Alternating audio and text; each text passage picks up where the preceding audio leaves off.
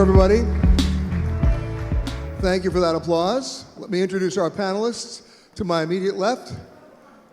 Yes, can you hear me? Okay. Thomas Dubaere, the CEO of South America for ACCOR. And to his left, David Tarr, the Senior Vice President for Development for the Americas for Hyatt. Gentlemen, please sit down.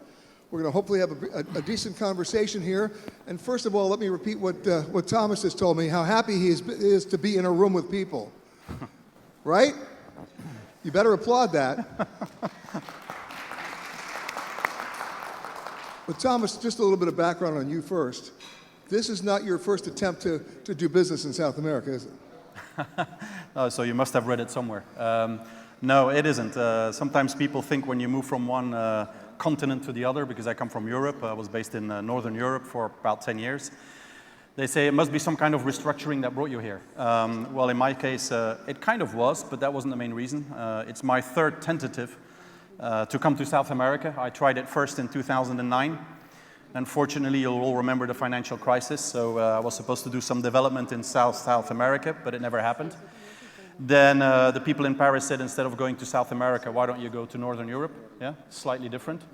And then my second attempt was in 2014. This is when the previous CEO of South America finally deserved to go for a long life holiday.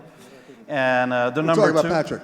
Sorry, that wasn't Patrick yet, that was Roland Bonadonna. Oh, yeah. Excuse me. But my dear friend Patrick, who was number two, basically took the seat from under my feet. And I told him, I remember I called him, I said, you know, one day I'm going to get that seat, yeah. So October 2020, probably roughly about 1 year ago, I get a phone call on a morning, 8 o'clock in the morning. I have my boss, Sebastian, he says, Thomas, I've got two things to tell you. You know that we're reorganizing. You hear that in the morning, you get scared. And I say, yes, I know. And he said, well, the first thing is that I want you to stay. Okay. And I said, the second thing, I want you to take your luggage, yeah, take your family, because you're going to moving to Sao Paulo in 3 weeks. So it just shows in the middle of the pandemic. That was in the middle of the pandemic, yeah. I arrived on the 23rd of December, I'll never forget, with 19 luggages, my beautiful wife, a daughter that didn't talk to me for the previous 3 weeks, and a son which took 6 months to start talking to me. Because between London and Sao Paulo, it was a bit of a challenge. But they're all fine now, so it's okay. Yeah, and by the way, I've got one Brazilian dog also. I've got a Brazilian dog, yeah. And so you're officially here and ready to work? Oh yeah, I'm absolutely officially here. By the way, I'm 55 years old. The previous one stayed for 10 years, so if I can manage it to stay for 10 years in South America, then I'll be a happy man. Now, David, you are the Senior VP for Development for the Americas. That's just not South America, that's North America as well. That's right. And so your portfolio really took a hit, especially in the pandemic, because everything came to a screeching halt. It wasn't a question of whether or when, but how you were going to get around it, right? So I guess the question is, we're living in a world of disruption. We've seen it happen so often where the world gets turned upside down and inside out. Just recently, COVID was taken off the front pages by the terrible situation in Ukraine. But the same four-letter word that starts with F is still there. That's fear.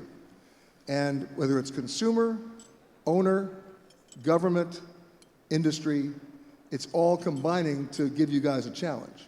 And yet, it started to come back in the leisure sector. Isn't that right, Thomas?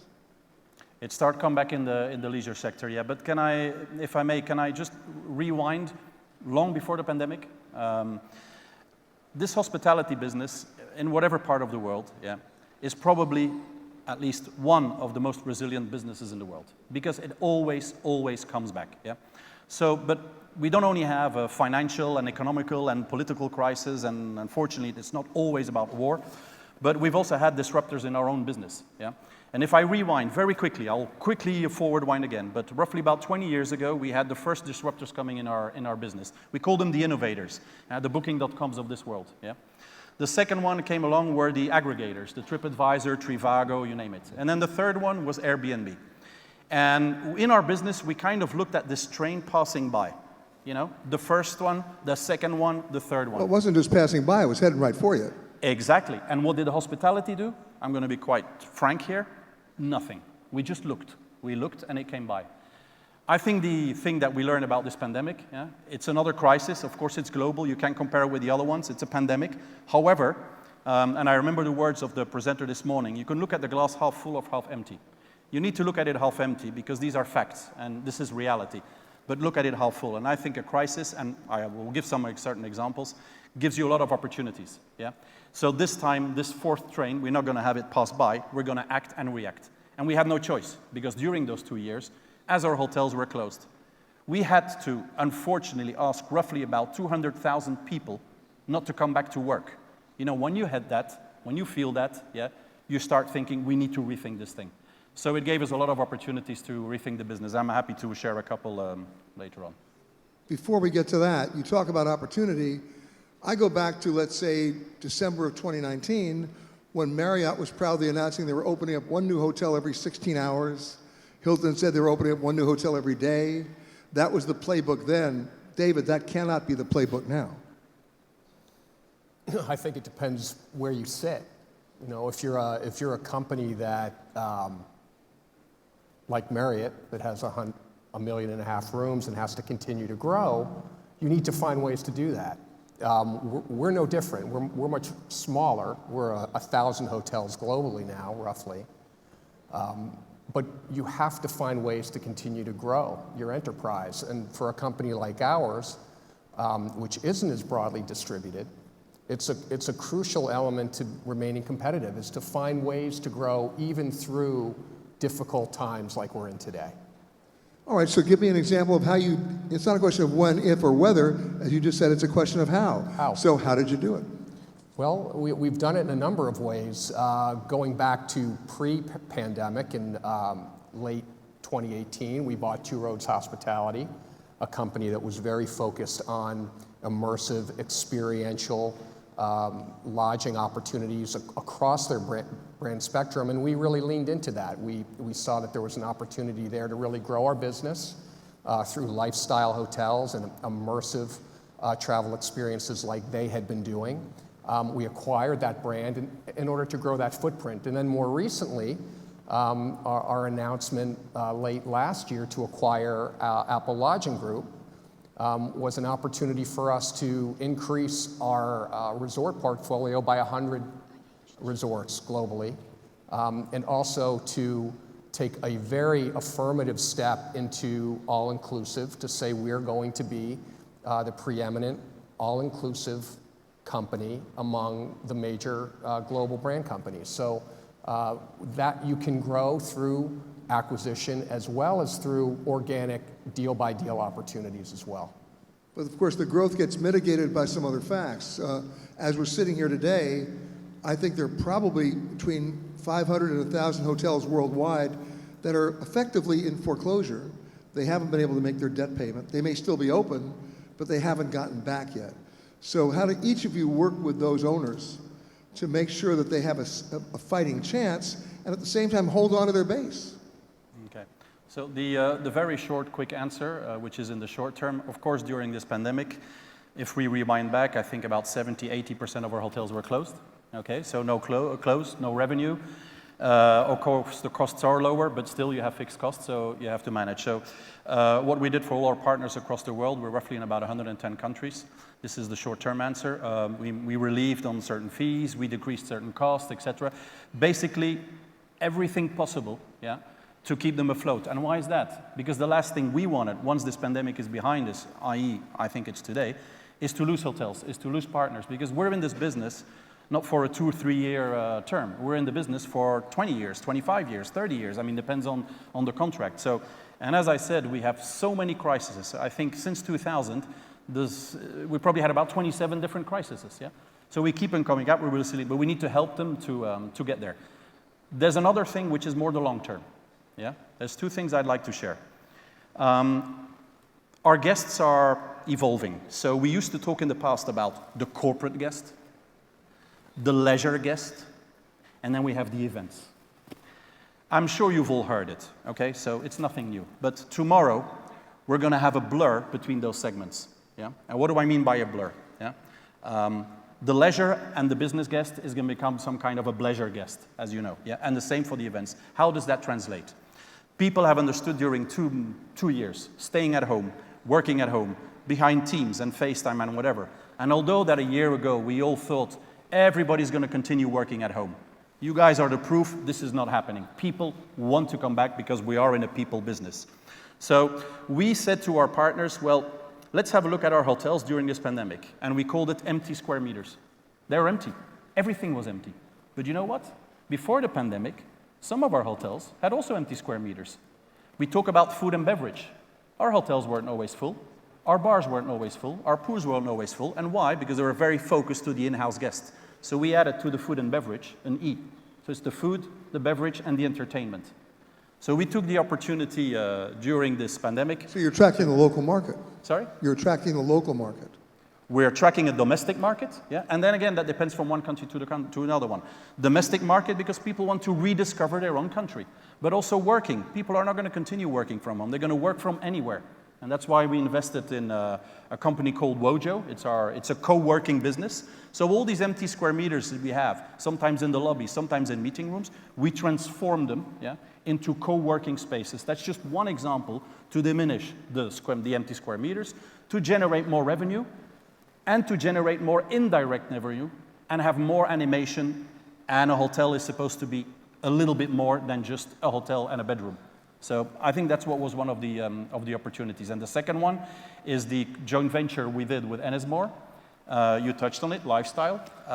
It's not that all our brands now are suddenly going to become lifestyle, but we see that people, when they come to hotels, they want to have a social hub. They want to have fun. They want to enjoy themselves, but they also want to work a little bit. So they're blurring that, and that's why we did this deal with Ennismore, which is a joint venture where we have about 13 different lifestyle brands that we are, it's basically a new segment, and I think we have the biggest amount of lifestyle brands as I speak.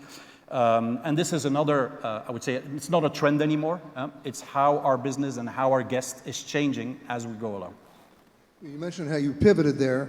David, I'll ask you the same question, and that is, when we've gone from work from home to work from anywhere, I see a number of hotels pivoting to try to become extended stay when they were never extended stay to begin with, and adding certain design function into the hotel to allow people to do just that.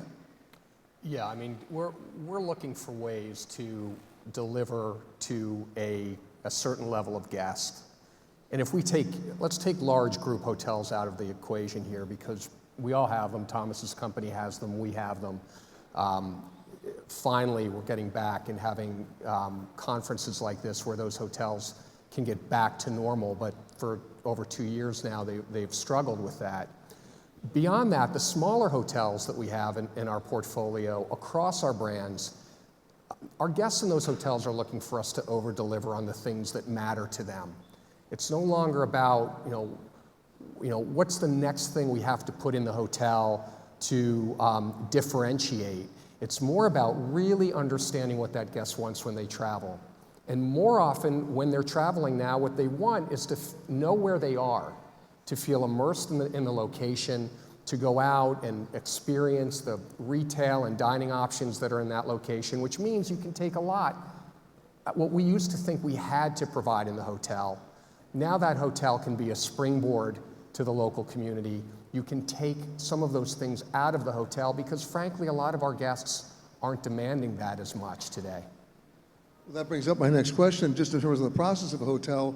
I've seen some surveys from other hotel corporations that said that their guests said they no longer want housekeeping, which I found really quite surprising. I checked into a hotel recently, actually it was one of yours, and I asked them if they had housekeeping. They said it comes in once every 4 days. What's the average stay of a guest? It's 3. And so I said, well, that's not helping me at all. And yet they were charging their regular rate. So have you had a backlash at all, and not just Hyatt, but in the industry, from people who are saying, I understand we have to expect less now, but do we have to still stay and pay the same rate? I think what's the most important thing, and most everyone flew here over the last couple of days. I don't know about you, when I travel, the thing that frustrates me more than anything is I think the airline industry is the worst industry at communicating to their customers. They have a motto. We sit there in the gate, we don't necessarily know when the plane's going to land or take off, why it's delayed. Don't do that in your hotels. Talk to your guests, make sure they know what's happening, why it's happening. With respect to housekeeping, Peter, telling our guests when they check in that you have an option here. We're happy to service your room every day, but we need you to tell us that that's what you want. And when people know what to expect and what the delivery is going to be, you do away with 99% of the dissatisfaction issue. Well, you realize that hotels are in the most enviable position because by the time one of your guests arrives at your front desk, they've been so beaten up by the airline that if your front desk staff is even halfway nice to them, they marry you. I mean, the airlines, if they were honest, in most cases should have a motto, we're not happy until you're not happy. I'll wait for that. But okay, so you've learned that lesson. How have you communicated it when you're also confronted, not just in your two companies, but in an industry with big staff shortages? Yeah, well, you touch on probably something we didn't see coming. Yeah? Let's be very honest. If we talk about, is business going to come back? Yes, business is going to come back. Yeah? When will it come back? Probably 80% this year, and the next 20, probably Q1, give or take. Business will come back. The second one, before I get to your point, the second one is we've always been guest-centric. We, of course, are people-centric because this is our business. But I also think we need to become even more investor-centric, if I may say so. Just catch me on that question again. Well, how do you deal with all of these things when you're already confronted with such a huge staff shortage on an industry-wide level? Yeah. So this is why I said people is of course one of our main concerns. But this is where technology is going to play a part. Careful. I'm not saying that technology will replace people. Please don't write that, because that's not true. Technology is going to replace all that burden that we still have a bit of burden in our hotels, okay? I mean, checking in, nobody likes to check in. Checking out, nobody likes to check out. You want to get to your room, you want to get to the bar, you want to meet your people, you want to get that out of the way. So this is where technology, basically through this little thing, yeah, and it already works because I think we have about 300 hotels who have what we call a full 360 degrees mobile service. But what we're doing, those people who used to do all these administrative services, yeah, they're not going anywhere. We're using these people, yeah, to regenerate even more revenue in our food and beverage, in our animation, in entertainment. So sometimes people think technology is taking over people. But you are right, today, depends on the continent, depends on the country. I must say in South America, it's quite okay. But we're going to have a challenge in getting those people back for two reasons. Many of the people, you remember I said we had to ask over 200,000 people not to come back to work? They didn't wait. They found other jobs, they found something else, etc. Or they found other professions. Or they found other professions, yeah. But that also means that the way we screen our people for the future should not be as traditional, and I don't like that word, that's why it's probably something from the past, but as traditional and how we did it in the past, yeah. People need to be themselves, where they used to be very scripted when they came. I'm talking many years ago in the business. You have to, can I have your name, please? Can I have your credit card, please? How long are you staying, please? Are you going to have breakfast? Are you going to have the bar? There's the restaurant. You don't care about all that because you know there's a bar and a restaurant in the hotel. So we have to rescreen them. And we should probably not only, and that's what we're doing, not only screen the real, I would say, hospitality pupils, but anyone who's passionate about helping people, about giving service, about animation, about working in a bar, about having fun. I'll give you one example. I know it's a stupid example, but I still love it. You go into an Apple shop. Go into an Apple shop, okay? Ask the people in the weekend. Do that in the weekend, not in the week. Ask the people, yeah? How long do you work here and why do you work here? Why do you work here? Because I'm having fun, yeah? And how long? Probably a couple of hours when I feel like it. It's like becoming a hobby. So I think we need to rethink the way also we attract new talent, we retrain new talent, and please let them be themselves and don't give them a script in front of their face that's what they have to say. You want to embrace their personality. Sorry? You want to embrace their personality. Yes. Exactly. Now, yep. The word that I use, of course, is the big C word. And it applies to your guests, it applies to your staff, it applies to your owners. It's called the conversation, right? David, obviously, the pandemic prompted immediate conversations with your owners, with your investors, with your own staff, with your own managers. How has that conversation shifted the way Thomas just talked about? How has that conversation shifted for Hyatt? I think we've always really tried to recognize that our owners are one of our most important guests, right? They're the ones making these investments in these hotels that we run for them. Having those candid conversations predated COVID. They were never more important than they were during COVID. And I think we got pretty high marks for, again, being proactive in those conversations, not waiting for the inevitable issues to crop up when we knew what we were going into, but really getting out in front of them, having those conversations, understanding what each one of those owners was facing with respect to their hotels, because let's face it, some of our leisure hotels had their best years ever during COVID, and some of our group hotels had their worst years ever during COVID. So it was very choppy, and we needed to be sure to recognize what each owner was going through, what each hotel was going through, and being able to preemptively address how to optimize performance of those hotels during that period of time. And that continues, because even as we're coming out of COVID, each hotel has a different set of issues, whether it's labor, whether it's demand for their particular market, whether it's lift when we're dealing with many of the markets we're all coming out of. We just have to stay ahead of those conversations.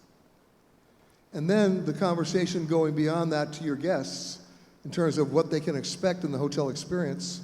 I've heard so many owners talk about what they call amenity creep, that you're laughing, but you know what I'm talking about. That they don't want to go back to the old days where there's a battle for who could put the most expensive piece of designer soap in the bathroom.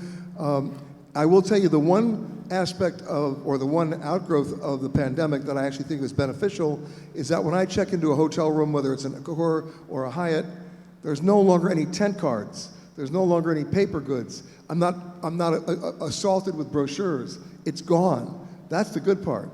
But what about all the other amenities that guests have come to expect that they may not be getting now? I'll tell you how we addressed it in the Americas region. Our group president for the Americas, at a meeting with his leadership team, said a year ago that when COVID hit, we took everything out of the hotel and we put it in the parking lot. And it wasn't just, it was tent cards, and it was certain services, it was amenities, it was a lot of things. We had to get ballast out of all of our boats so that they could float. He said the most important thing we need to do now is be really, really smart and thoughtful about what we bring back in.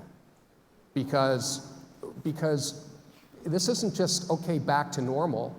We all learned a lot through COVID, and the challenge to all of us as hoteliers is, how can we be better going forward? How can we be even more profitable? How can we provide even better service, more intuitive service to our guests?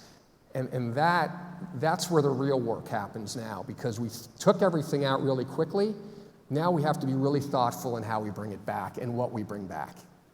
Is there one example you can give me of something that you wanted to bring back and said, no, we're not doing it, or something that you didn't want to bring back that you actually have to bring back?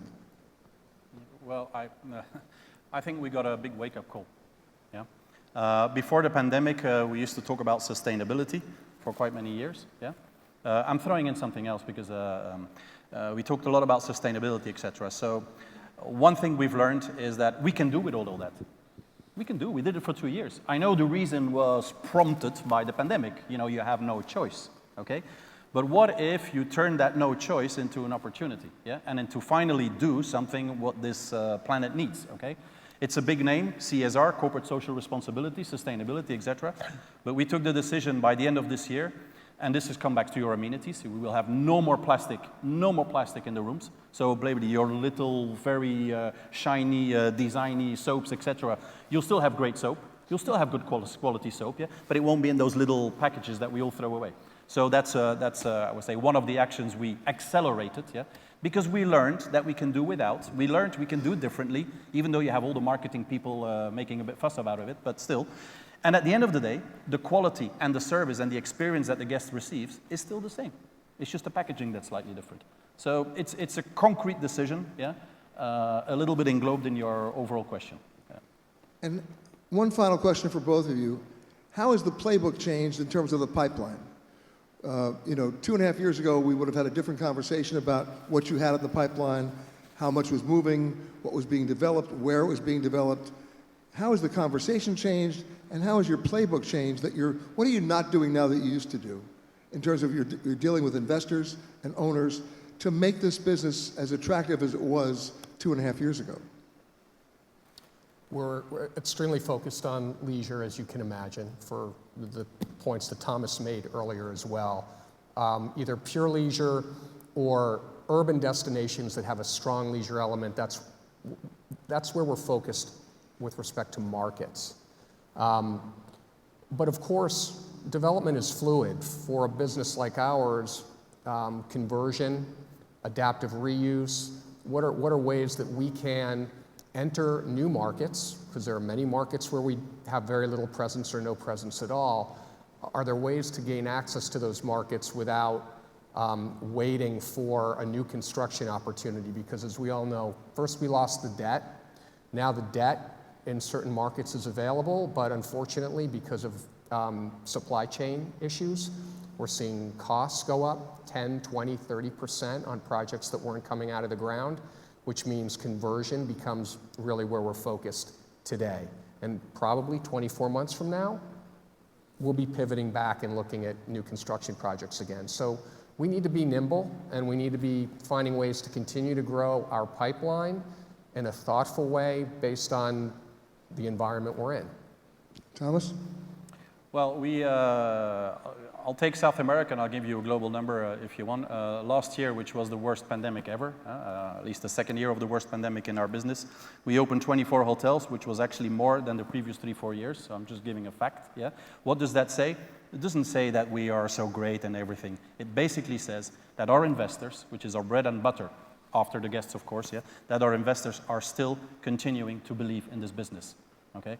This year, we're planning to open about 25 hotels, and I think we have a pipeline globally of about 1,200 hotels. But to your point, you're right. Lifestyle is going to become a very massive segment. Leisure is going to grow more than ever before. Corporate, if we still go back to the past segmentation, but corporate is we're probably going to lose 5 or 10%, which we're going to recuperate through the leisure, yeah? So I think our pipeline is continuing the trend. We're going to have new segments. We're going to have new experiences. And probably the one that, all depending from one continent to the other, I'll take South America as an example. 10 years ago, out of the 410 hotels we have today, but percent-wise, we probably had about 10% franchise. South America has evolved so much in the past 15 or 20 years. There's so many people out there who know how to operate hotels. So we've opened the doors to franchise. Today, we're roughly at about 42% of our franchise. We think that by 2015, or 24, excuse me, we call it the 42,000 rooms, we should be having about 50% of our network, which is under franchise, with existing partners who have all the experience and the know-how to operate our hotels. So it's a combination between operating and franchising, depending on the brand, the location, the country. And still, for both of you, driven by the leisure market. Yeah. And different soap. And different soap. Ladies and gentlemen, please thank Thomas and David. Thank you.